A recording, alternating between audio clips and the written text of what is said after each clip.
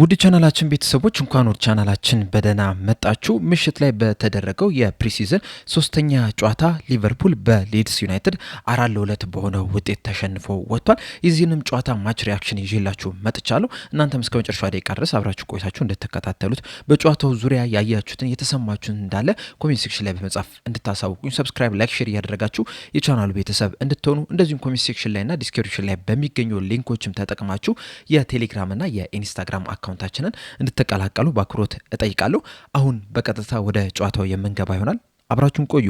ምሽት 5 ሰዓት ላይ በጀመረው የፕሪሲዝን ሶስተኛ ጨዋታ እንደዚሁም በአሜሪካ የሚያደርጉት ቆይታ የመጨረሻ ጨዋታ ሊቨርፑል በሊድስ ዩናይትድ 4-2 በሆነ ውጤት ሊሸነፉ ችሏል። ይህ ጨዋታ እንግዲህ ሁለት አይነት አጋማሽን የተመለከትነው። የመጀመሪያው አጋማሽ ላይ ሊቨርፑል ምርጥ ብቃታቸውን ያሳዩበት ሲሆን ሁለተኛው አጋማሽ ላይ ደግሞ በተቃራኒው በጣም የተቸገሩበት ለሊድስ ዩናይትድ እጅ የሰጡበት አጋማሽ ሆኖ መመልከት ችለናል። የመጀመሪያው አጋማሽ ላይ ሊቨርፑሎች 2-0 መምራት ችለው ነበረ በሉክ ቻምበርስ እና በፍሎሪን ቪርስ አማካኝነት። ነገር ግን ሁለተኛው አጋማሽ ላይ 4 ግቦች ተቆጥሮባቸው 4-2 በሆነ ውጤት ነው ተሸንፈው ሊወጡ የቻሉት። ብዙ ጊዜ እንግዲህ ከዚህ ቀደም ስለ እንደነበረው ፕሪሲዝን ላይ የሚደረጉ ጨዋታዎች ላይ ውጤቱ ላይ ብዙ ማተኮር አይጠበቅብንም። ከውጤቱ ይልቅ በጨዋታው ላይ ያሳዩትን እንቅስቃሴ ላይ ነው በደንብ ማተኮር ያለብን። በዚህ ጨዋታ ላይም ሁለት አይነት ሊቨርፑልን ነው የተመለከትነው። የመጀመሪያው አጋማሽ ላይ የአንዶኒ ኢራኦላ ምርጥ ብቃት ላይ ሲገኙ ምን አይነት ሊቨርፑልን ልንመለከት እንደምንችል ፍንጫ ያየንበት ጨዋታ ሲሆን ሁለተኛው አጋማሽ ላይ ግን አሁንም ብዙ መስተካከል ያሉባቸው ነገሮች እንዳለ የተመለከትንበት አጋማሽ ሆኖ አልፏል። የመጀመሪያው አጋማሽን ብቻ ስንመለከት ሊቨርፑሎች በኢንቴንሲቲ ደረጃ በፕሬሲንግ ደረጃ ከዚህ ቀደም ካሳዩት እንቅስቃሴ አንጻር በጣም ልቀው የተገኙበት ነው። እንደምታውቁት እንግዲህ በመጀመሪያው ከሰንደርላንድ ጋር እንደዚሁም ደግሞ ሁለተኛው ከሬክሰን ጋር በተደረጉ ጨዋታዎች ላይ በፕሬሲንግ ደረጃም እንደዚሁም ደግሞ በኢንቴንሲቲ ደረጃ እየተሻሻሉ መምጣት ችለው ነበር። በዚህ ጨዋታ ላይ ደግሞ የመጀመሪያው አጋማሽ ላይ በጣም ላቅ ያለ ደረጃ ላይ ሆኖ መመልከት ችለናል። ኋላ ኳስ መስርተው ሲወጡም በጣም የተሳካ እንቅስቃሴ ሲያደርጉ ተመልክተናል። የተለያዩ እድሎችን ሲፈጥሩ ተመልክተናል። ጎሎቹንም ሲያስቆጥሩ የተመለከትንበት ሁኔታ አለ። የሊድስ ተጫዋቾች ኳስ በሚይዙበት ሰዓት ተረጋግተው እንዳይጫወቱ የሊቨርፑል ተጫዋቾች በጣም ሲያስጨንቋቸው መመልከት ችለናል። ከበረኛው ጀምሮ እስከ አጥቂው እስከ አሌክሳንደር ኢሳቅ ድረስ ሁሉም ጥሩ የሚባል እንቅስቃሴን ማድረግ ችሏል። በተለይ ኳስ በሚይዙበት ሰዓት በጣም ተረጋግተው ነበር ሲጫወቱ የተመለከት ነው። በአላማ ነበር ኳስ ሲቀባበሉ የተመለከት ነው። ከዚህ ቀደም እንግዲህ በአርነ ስሎት ጊዜ ኳሶቹን ብዙ ጊዜ ወደ ጎን ነበር ሲቀባበሉ የተመለከት ነው። በዚህ ጨዋታ ላይ ግን ሁሉም ተጫዋቾች ወደፊት ለመጮት ነበር ጥረት ሲያደርጉ የነበሩት። ተከላካዮቹም ኳሶችን በብዛት ወደፊት ሲያቀብሉ የተመለከትንበትም ሁኔታ አለ እና እንደ አጠቃላይ እንደ ቡድን በዚህ ጨዋታ ላይ በመጀመሪያው አጋማሽ ላይ በጣም የተሻለ እንቅስቃሴን ማድረግ ችሏል። ሁለተኛው አጋማሽ ላይ ግን ኳስ መቆጣጠርም ሲቸግራቸው ተመልክተናል። በኢንቴንሲቲም በፕሬሲንግም ደረጃ በጣም ወርዶ የተመለከትንበት ሁኔታ አለ። ሊድስ ዩናይትዶች በቀላሉ ነበር ኳስ ሲቀባበሉ የተመለከትናቸው። ከሊቨርፑል ምንም አይነት ጫና ሲደርሳቸው አልተመለከትንም። እንደዚሁም መሀል ሜዳ ላይም የነበሩት ተጫዋቾችም ጨዋታውን መቆጣጠርም ሲቸግራቸው ተመልክተናል። የመጀመሪያው አጋማሽ ላይ እንግዲህ ትሬን አዮኒ እና ዶሚኒክ ሶብዝ ላይ ነበረ በደብል ፒቮት ላይ ሲጫወቱ የተመለከትናቸው። እንደዚሁም ፍሎሪን ቪርስ ደግሞ 10 ቁጥር ቦታ ላይ ነው የነበረው። ሁለተኛው አጋማሽ ላይ ግን ራያን ግራቨንበርክ እና ከርቲስ ጆንስ ነበሩ ደብል ፒቮት ላይ። እንደዚሁም ደግሞ ዶሚኒክ ሶብዝ ላይ 10 ቁጥር ቦታ ላይ ነበረ የተጫወቱት። የመጀመሪያው አጋማሽ ላይ ከዶሚኒክ ሶብዝ ላይ ሲያገኙት የነበረውን እንቅስቃሴ ወይም ደግሞ ሲያገኙት የነበረውን ጉልበት በሁለተኛው አጋማሽ ላይ አተውታል። የመጀመሪያው አጋማሽ ላይ እንግዲህ መሀል ሜዳው ላይ ከትሬን አዮኒ ጋር በመሆን ኳሶችን ወደ ተከላካይ መስመር እንዳይመጡ ወይም ደግሞ ተከላካይ መስመሩ ተጋላጭ እንዳይሆን በጣም እየተሯሯጠ ኳሶችን ሲቀበል ተመልክተናል። ሁለተኛው አጋማሽ ላይ ግን ፕሬስ ለማድረግ ነበር ያንን ፍጥነቱን ሲጠቀም የተመለከት ነው። 10 ቁጥር ቦታ ላይ በመሆን ከ9 ቁጥር ተጫዋቹ ጋር ከነ ፌዴሪኮ ኬዛ እንደዚሁም ደግሞ ከነ ኩማስ ጋር የሊድስ ተጫዋቾችን ፕሬስ ለማድረግ ጥረት ሲያደርጉ ነበረ። ነገር ግን ከዚህ ቀደም ስንለው እንደነበረው ሁለተኛው አጋማሽ ላይ ኦርጋናይዝድ የሆነ ፕሬሲንግ አይደለም የነበሩና በዛ ምክንያትም ዶሚኒክ ሶብዝ ላይ በቀላሉ ነበር ሲታለፍ የተመለከት ነው። ሊድሶችም ይህንን የዶሚኒክ ሶብዝ ላይና የነ ኩማስ የነ ፌዴሪኮ ኬዛን ፕሬሲንግን በቀላሉ ሲያልፉ ተመልክተናል። በዚህ አጋጣሚም ከደብል ፒቮቱ ከነ ራያን ግራቨንበርክና ከነ ከርቲስ ጆንስም እገዛም ሲያገኙ አልተመለከትንም። የመጀመሪያው አጋማሽ ላይ በደንብ ከተመለከታችሁ አራቱም የፊት ለፊት መስመር ተጫዋቾች ፕሬስ ያድርጉ ተመልክተናል። ሪዮ እንጉማ፣ ኬረን ሞሪሰን፣ አሌክሳንደር ኢሳቅ እንደዚሁም ደግሞ ፍሎሪን ቪርስ የሊድስ ተጫዋቾችን ፕሬስ ሲያደርጉ ተመልክተናል። ኳሱ ከነሱ ቢታለፍ እንኳን ራሱ ለምሳሌ በረኛው በረዥሙ ኳሱን ቢጥል እነ ዶሚኒክ ሶቦስላይና ትሬ ናዮኒ በድጋሚ የሊድስ ተጫዋቾችን ፕሬስ ሲያደርጉ ተመልክተናልና ወደ ተከላካዩ ብዙ ኳሶች ሲያልፉ አልተመለከትንም። በእርግጥ በተወሰኑ አጋጣሚዎች አልፏል። ያም ግን ቢሆን ተከላካዮቹ በጥሩ ሁኔታ እነዛን ኳሶች ሲቀሙ ተመልክተናል። ሁለተኛው አጋማሽ ላይ ግን ከመጀመሪያው ፕሬስና በደብል ፒቮት መካከል ወይም ደግሞ በአጥቂውና በደብል ፒቮቱ መካከል ብዙም ግንኙነት አልነበረም። ተራርቀው ነበር ሲጫወቱ የነበሩት፣ ሲናበቡም አልነበሩም።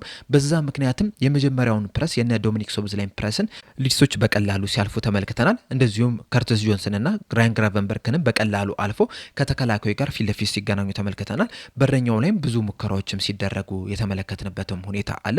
በተጨማሪም ራያን ግራቨንበርክና ከርቲስ ጆንስ መሀል ሜዳውን መቆጣጠር ሲቸግራቸው ተመልክተናል። ጨዋታውን መቆጣጠር ከብዷቸው ነበረ። እንደ መጀመሪያው አጋማሽ በቀላሉ ኳሶችን መቀባበል ሳይችሉ ቀርቷል። እንደዚሁም በቀላሉም ነበረ ኳሶችን ሲነጠቁም የተመለከትናቸውና በዚህ ምክንያትም ሊድሶች የበለጠ ጫና እንዲያደርጉ ረድቷቸዋል። በዚህም ጫናም አማካኝነትም 4 ግቦችን በማስቆጠር 4-2 በሆነ ውጤት ሊያሸንፉ ችሏል። እናም ከሁለተኛው አጋማሽ ብዙ ነገሮችን አሰልጣኙ የተማረ ይመስለኛል።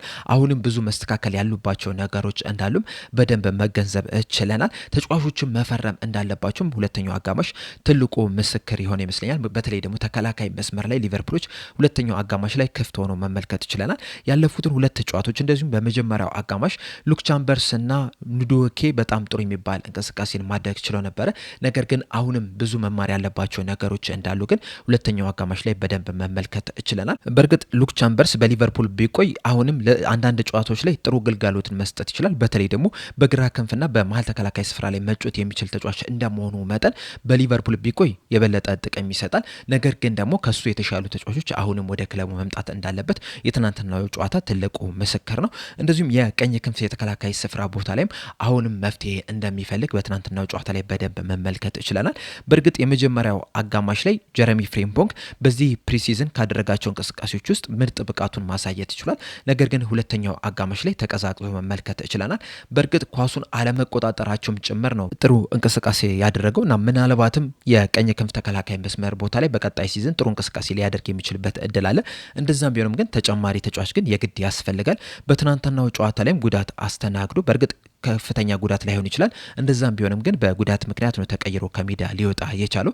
እናም እዚህ ቦታ ላይ ተጨማሪ ተጫዋች የግድ ያስፈልጋቸዋል። እንደሚታወቀው ኮነር ብራድሊ ጉዳት ላይ ነው የሚገኘው። ጀረሚ ፍሬምፖንግ ግን በትናንትናው ጨዋታ ላይ በጉዳት ምክንያት ነው ተቀይረው የወጣው። ጆ ጎሜዝም ጉዳት ላይ ነው የሚገኘው። ስለዚህ በቀኝ ክንፍ ተከላካይ ስፍራ ቦታ ላይ እንደዚሁም ደግሞ በመሀል ተከላካይ ስፍራ ቦታ ላይ መጮት የሚችል ተጫዋች የግድ እንደሚያስፈልጋቸው በዚህ ጨዋታ ላይ መመልከት ችለናል። እንደዚሁም የመሀል ሜዳውም መጠናከር እንዳለበት በትናንትናው ጨዋታ ላይ በደንብ የተመለከትንበት ሁኔታ አለ። በተለይ የከርቲስ ጆንስ ጉዳይ አሁንም አሳሳቢ ነገር መሆኑን ቀጥሎበታል። እንደሚታወቀው ከርቲስ ጆንስ በሊቨርፑል ቤት የ1 ዓመት ኮንትራት ብቻ ነው የቀረው። ኢንተር ሚላኖችም ይህንን ተጫዋች ለማስፈረም ጥረት እያደረጉ ነው የሚገኙትና ምናልባትም የኢንተር ሚላኖች ጥያቄ የከርቲስ ጆንስን ልብ እንዳማለለ ወይም ደግሞ እንዳሸፈተ በትናንትናው ጨዋታ ላይ በደንብ የተመለከትን ይመስለኛል። በእርግጥ በትናንትናው ጨዋታ ላይ ብቻ አይደለም፣ ከዚህ ቀደም በተደረጉት 2 የፕሪሲዝን ጨዋታዎች ላይም በጣም ምርጥ የሚባል ብቃትን አሳይቷል ለማለት ትንሽ ያስቸግራል። በትናንትናው ጨዋታ ላይ ግን በጣም ደካማ የሚባል እንቅስቃሴን አድርጎ ነው የወጣው። እንደምታስታውሱት ከሬክሰን ጋር በተደረገው የኒውዮርክ ሲቲ ወዳጅነት ጨዋታ በኋላ ከርቲስ ጆንስ ከዶሚኒክ ሶቦስላይ ጋር የአምበልነት ምልክቱ ለምን አልተሰጠኝም በሚል ሲጨቃጨቅ መመልከት ችለናል። የትናንትናው ጨዋታ ግን ይሄ የአምበልነት ምልክት እንደማይገባው በደንብ ያሳበቀበት ሆኖ ማለፍ ችሏል። ሊድስ ዩናይትዶች ካስቆጠሯቸው 4 ግቦች መካከል ምናልባትም ከርቲስ ጆንስ ጥሩ እንቅስቃሴ አድርጎ ቢሆን ኖሮ 2 በእርግጠኝነት አይቆጠሩም ነበረ። በሱ መዘናጋት ምክንያት የተቆጠሩ ኳሶች ናቸው የነበሩት። እንደዚሁም ከ70ኛው ደቂቃ በኋላ ሊቨርፑሎች ጥሩ ለመንቀሳቀስ ሙከራ ሲያደርጉ ነበረ። ራያን ግራቨንበርክም የተሻለ የሚባል እንቅስቃሴንም ሲያደርግ ተመልክተናል። ነገር ግን መሀል ሜዳ ላይ ብቻውን ሲጫወት ነው የነበረው። ከርቲስ ጆንስ ሙሉ ለሙሉ ሜዳ ላይ እንደነበረ ራሱ አያስታውቅም ነበርና በጣም ደካማ በጣም የወረደ እንቅስቃሴን ሲያደርግ ተመልክተናል። በእርግጥ ሌሎችም እንደዚሁ ደካማ የሚባል እንቅስቃሴን ሲያደርጉ ተመልክተናል። ነገር ግን ደግሞ ከርቲስ ጆንስ ከሚጠበቅበት አንጻር ስንመለከተው ከዚህ የተሻለ እንቅስቃሴን ማድረግ ይገባው ነበረ። የመጀመሪያው አጋማሽ ላይ ትሬ ናዮኒ ከሱ በጣም የተሻለ እንቅስቃሴን ማድረግ ችሏልና የከርቲስ ጆንስ የሊቨርፑል ቆይታ ላይ እልባት ያስፈልጓል። በሊቨርፑል መቆየት የማይፈልግ ከሆነ ከወዲሁ በቶሎ በመሸጥ ለሱ ሌላ ምትክ ተጫዋችን ማምጣት ይኖርባቸዋል ብዬ ነው የማስበውና በጣም ደካማ የሚባል እንቅስቃሴን በትናንትናው ጨዋታ ላይ ሲያደርግ መመልከት ችለናል። ራያን ግራቨንበርክም አሁንም ወደ ምርጥ ብቃቱ ለመመለስ ብዙ የቤት ስራዎች እንዳሉበት፣ ብዙ ማስተካከል ያሉበት ነገሮች እንዳሉበት በትናንትናው ጨዋታ ላይ መመልከት ችለናል። በእርግጥ ከ70ኛው ደቂቃ በኋላ የተሻለ የሚባል እንቅስቃሴን አድርጓል። ነገር ግን አሁንም በጣም ይቀርባል። በተለይ ከ2 ዓመት በፊት የነበረውን እንቅስቃሴ ማሳየት የሚፈልግ ከሆነ አሁንም ብዙ ነገሮችን ማስተካከል ይኖርበታል። ከፍተኛ ጥረትም ማድረግ ይኖርበታል። ፌዴሪኮ ኬዛም ደካማ የሚባል ምሽትን ነው ማሳለፍ የቻለው።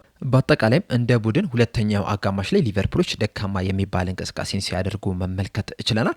ከዚህ በተጨማሪም የቆም ኳስ አጠቃቀም ላይም አሁንም ብዙ ነገር ማስተካከል እንዳለባቸው የትናንትናው ጨዋታ በደንብ ማመልከት ችሏል። በተለይ ከተቆጠሩት 4 ግቦች መካከል 2 የተቆጠሩባቸው ከረጅም የእጅ ውርወራ አማካኝነት ነውና አሁንም እዚህ ላይ ማስተካከል እንዳለባቸው በደንብ መመልከት ችለናል። በእርግጥ አንደኛው የተቆጠረችው ግብ ተጫዋቾች በመዘናጋታቸው ምክንያት ካርቨን ሉዊስን ብቻውን በመልቀቃቸው ምክንያት ነውና አሁንም ማስተካከል እንዳለባቸው የትናንትናው ጨዋታ በደንብ አመልክቶ ሄዷል። ከዚህ በተጨማሪም ግን አንዳንድ ተጫዋቾች ጥሩ የሚባል እንቅስቃሴን በትናንትናው ጨዋታ ላይ ማድረግ ችሏል። በተለይ ትሬን ናዮኒ በጣም አስደናቂ የሚባል ጨዋታን ሲያደርግ መመልከት ችለናል። በዚህ ፕሪሲዝን ላይ እንግዲህ በጣም ካስደመሙ በጣም ካስገረሙ ተጫዋቾች መካከል አንደኛው ትሬን ናዮኒ ነው። በቀጣይ ሲዝን በሊቨርፑል ቤት ውስጥ ዋናው ቡድን ላይ መጫወት የሚያስችለው ብቃት እንዳለው በትናንትናው ጨዋታ ላይ በደንብ መመልከት ችለናል። በተለይ ደግሞ ከዶሚኒክ ሶቦስላይና ከፍሎሪን ቪርትስ ጋር ያሳዩት ጥምረት በጣም አስደናቂ የሚባል ነው የነበረው። የሊቨርፑል ተከላካዮችም በቀላሉ በነጻነት እንዲጫወቱም የትሬን ናዮኒ አስተዋጽኦ ላቅ ያለ ነው የነበረው። በተለይ ወደ ኋላ እየተመለሰ ተከላካዮቹ የሚያቀብሉበት ቦታ እንዳያጡ ሲያደርግ ተመልክተናል። ከኋላም ኳሶችን ሲያስጀምር ተመልክተናል። ወደፊትም ስሩ ቦሎችን ሲያቀብል የተመለከትንበት ሁኔታ አለና አሁንም ብዙ ታለንት ያለው ተጫዋች እንደሆነ የትናንትናው ጨዋታ በደንብ ማስመልከት ችሏል። ከሱ አጠገብም ሲጫወት የነበረው ዶሚኒክ ሶቦስላይ በጣም ምርጥ የሚባል ምሽትን ማሳለፍ ችሏል። በተለይ የመጀመሪያው አጋማሽ ላይ አስደናቂ የሚባል ጨዋታን ሲያደርግ ተመልክተናል። ከትሬን ናዮኒ ጋር አስደናቂ የሚባል ጥምረትን ማስመልከት ችሏል። እንደዚሁም የመጀመሪያ ጨዋታቸውን በትናንትናው ዕለት ያደረጉት አሌክሳንደር ኢሳቅና ፍሎሪን ቪርትስም በጣም አስደናቂ የሚባል ምሽትን ማሳለፍ ችሏል። በተለይ ፍሎሪን ቪርትስ በቀጣይ ሲዝን በጣም ምርጥ ብቃቱን ሊያሳይ እንደሚችል በትናንትናው ጨዋታ ላይ ፍንጮችን መመልከት ችለናል። በተለይ ኳስ በሚቀበልበት ሰዓት እግሩ ላይ ብዙ አያቆይም፣ ወዲያውኑ ለተጫዋቾች ሲያቀበል ተመልክተናል። እንደዚሁም የተለያዩ እድሎችንም ለመፍጠርም ጥረት ሲያደርግ ተመልክተናል።